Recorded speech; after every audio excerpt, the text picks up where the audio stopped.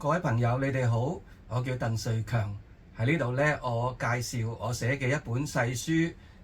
叫做呢好好思考，好好活着。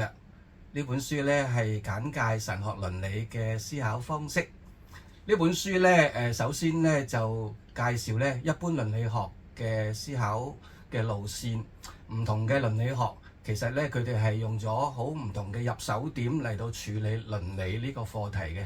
嗱，譬如咧，倫理學嘅目的論，佢哋就用咧一個行為帶嚟啲乜嘢好處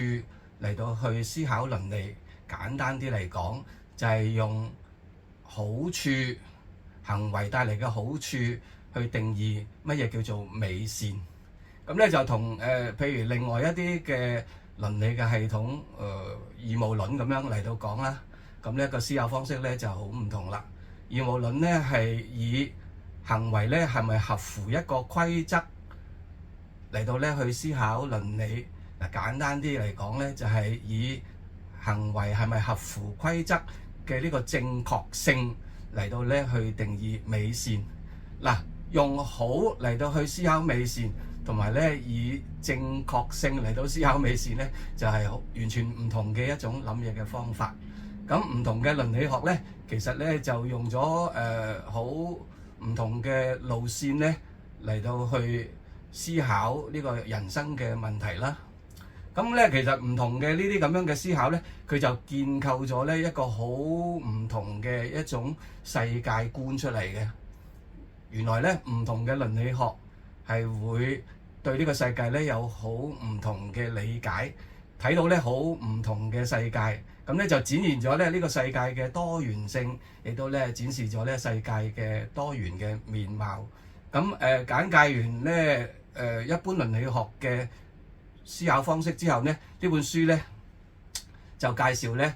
幾位神學家嘅嗰個神學嘅倫理。原來咧神學家係會用唔同嘅神學主題咧嚟去建構佢嘅神學系統嘅。咁而呢本書嗰個嘅特色咧，就係我哋將一般倫理學嘅思考嘅方式與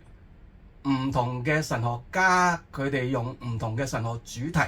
去建構嘅神學系統咧，將兩者做一個結合，咁咧就會睇得到咧